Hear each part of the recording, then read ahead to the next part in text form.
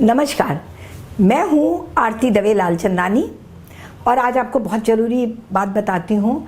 अक्सर आपके मन में सवाल आता है, मैं तो हृदय रोगी हूँ, मैं बहुत गंभीर हूँ, मैं मरने वाला हूँ, मेरी लाइफ बहुत कम रहे, पता नहीं कुछ महीने या कुछ साल जिंदा रहूँगा। तो आप कैसे जज करेंगे आपकी कितनी सीरियस है हार्ट डिजीज़?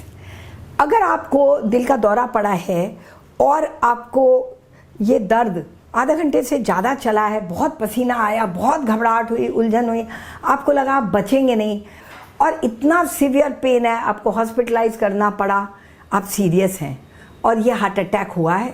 बाकी आपको ईसीजी और एको और टेस्ट करके डॉक्टर बता देंगे कि आपका कितना हार्ट मसल डैमेज्ड है। और रेडियो न्यूक्लाइड स्टडीज़ होती हैं, ज़्यादातर बहुत ज़रूरी नहीं होती। ईसीजी भी बहुत अच्छी इन्फॉर्मेशन देती है कि आपका ये वॉल कितना डैमेज हो चुका है हार्ट अटैक से।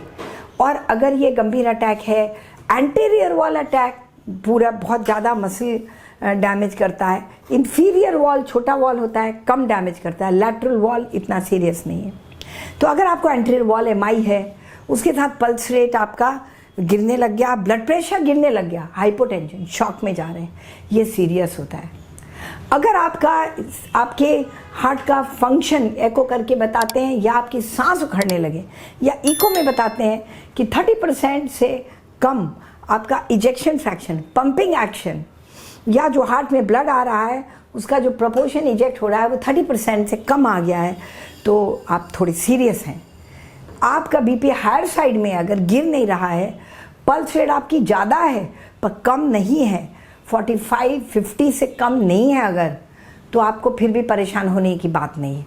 तो खराब साइंस है हाइपोटेंशन, आपका बीपी 90 से नीचे आने लग गया, आपका पल्स रेट 50 से कम हो रहा है और आपकी धड़कन या तो बहुत ज़्यादा है, 120-130 से ज़्यादा चली जाती है या कम है, सांस उखड़ने लगती है, आपको ब्रीदिंग में दिक्कत आने लगती है, सांस खींच नहीं पा रहे, सांस अंदर नहीं आ रही, बहुत तेज़ी सांस चल रहा है, गैस्पिंग हो रहा है, मतलब एक सांस के बाद दूसरी सांस देर में आ रही है, बहुत रैपिड वेंटिलेशन हो रहा है, ब्रीदिंग हो रहा है बहुत रैपिड, आप हाँफ रहे हैं, तो इस तरह की दिक्कत सीरियस होती है। इसके लिए आपको हॉस्पिटलाइज भी होना पड़ता है और अपने आप को पूरी तरह डॉक्टर को समर्पित करना होता है ताकि वो इलाज करे और आपकी जान बचाए। यदि ये सब नहीं है, चलने फिरने में एंजाइना है, चलने फिरने में थोड़ी सांस फूलती है, ये मैनेज किया जा सकता है।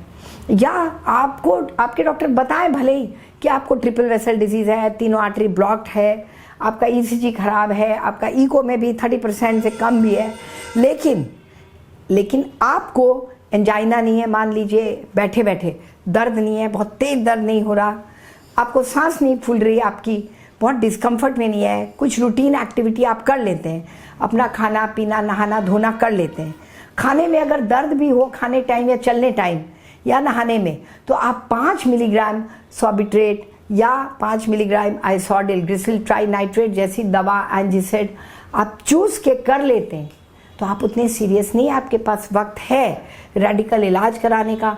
और मैंने जैसा बताया, मैं नॉन इंटरवेंशनल कार्डियोलॉजिस्ट हूँ, नॉन इंटरवेंशन से बिना एंजियोप्लास्टी स्टेंट बाईपास के बाकी सारे मॉडलिटीज़ यूज़ करके, extended OMT including IVGP2B3 inhibitor use करके, जितनी भी दवाएं हैं बीपी कंट्रोल करके, हाइपरटेंशन आपका ठीक करके, शुगर कंट्रोल करके, लो नहीं होना चाहिए, थोड़ा हायर साइड में जाए कोई हर जाने, आपकी डायबिटीज़ कंट्रोल करके, आपका थायराइडिज्म, आपको हाइपोथायराइड है या हाइपरथायराइड है, दोनों ही नुकसान करता है, ओबेसिटी है, कोई गंदी आदत है, आपको नींद नहीं आती, आपका पेट खराब रहता है, वो भी हार्ट पे असर करेगा, जैसे आपको लूज मोशंस है या कॉन्स्टिपेशन है, आपका दवाई नहीं एब्जॉर्ब होगी, आपका किडनी फंक्शन पुअर है तो वो भी देखना पड़ता है, अगर किडनी फंक्शन पुअर है वो उसका भी इफेक्ट हार्ट पे पड़ेगा, लंग फंक्शन, एजमेटिक हैं, सांस फूलती रहती है, एस्थमा भी कंट्रोल नहीं है, खून की कमी है, अनीमिया है, वो भी ऑक्सीजनेशन कम होगा क्योंकि आपका हीमोग्लोबिन कम है, हीमोग्लोबिन ही तो ऑक्सीजन कैरी करता है, हीमोग्लोबिन कम है, हार्ट पे असर पड़ेगा, तो अनीमिया भी मैं करेक्ट करके, छोटी छोटी चीज़ें करेक्ट करके, मोटापा भी बहुत बड़ा दुश्मन है हार्ट का, टोबैको आप लेते हैं, सिगरेट, टोबैको, अल्कोहल भी डैमेज करता है हार्ट को, लोगों को गलत भ्रम है कि अल्कोहल हार्ट में फ़ायदा करता है या कम लेंगे तो फ़ायदा होगा, ऐसा कुछ नहीं है। लार्जर स्टडीज़ यही कहते हैं कि अल्कोहल भी नुकसान करता है हार्ट को। बहुत ज़्यादा चाय, कॉफ़ी, इवन अच्छा खाना आप ओवर ईट करते हैं वो भी नुकसान करता है। नॉर्मल वेजिटेरियन डाइट आप लेते हैं तो वो अच्छा है। पूरा खाना लीजिए, टाइम टाइम से लीजिए, ओवर ईट मत करिए, बहुत फ्रीक्वेंट मत खाइए, पानी पूरा लीजिए, जितनी प्यास लगे पानी लीजिए। हार्ट को पानी चाहिए। इवन हार्ट फेलियर में पानी अक्यूमुलेट करता है, इसका मतलब नहीं आप प्यासे रहेंगे तो हार्ट फेलियर ठीक हो जाएगा। पानी पूरा लीजिए, नमक लीजिए एडिक्वेट, और ये सब आप लेंगे तो आप अच्छा फील करेंगे और आपकी ज़िंदगी बढ़ेगी, कम नहीं होगी। घबराने की बिल्कुल बात नहीं है। और फिर भी कोई आपको मदद चाहिए तो मैं डॉक्टर आरती लालचंदानी दिए गए नंबर पे आप संपर्क कर सकते हैं, वीडियो कंसल्टेशन कर सकते हैं। मैं एलोपैथिक इलाज करती हूँ, और जो लोग होम्योपैथी, आयुर्वेद, नेचुरोपैथी करते हैं, लाइफस्टाइल योगा, उनका भी बहुत बड़ा कंट्रीब्यूशन है। पर एक्यूट केस में जहाँ एक्चुअल ब्लॉकेजेस है या बीपी बहुत बढ़ रहा है, शुगर बढ़ रहा है, वहाँ पर आपको एलोपैथिक दवाई ही लेनी चाहिए। बाकी सपोर्टिव में आपको ज़रूर आयुर्वेद, होम्योपैथी और लाइफस्टाइल योगा बहुत ज़रूरी है। अपने ज़िंदगी का अंग बना लीजिए इसको। मेडिटेशन, प्राणायाम, ये ज़रूर, इसके भी गुरु होने चाहिए। स्पिरिचुअल टीचिंग भी आप लीजिए, स्पिरिचुअल लर्निंग भी होनी चाहिए, अवेकनिंग होनी चाहिए स्पिरिचुअल। ये सब मिलके आपकी ज़िंदगी बढ़ती है। तो घबराइए नहीं, परेशान न होइए, सुखी रहिए, स्वस्थ रहिए, और कोई भी बात हो तो आप कॉल कर सकते हैं।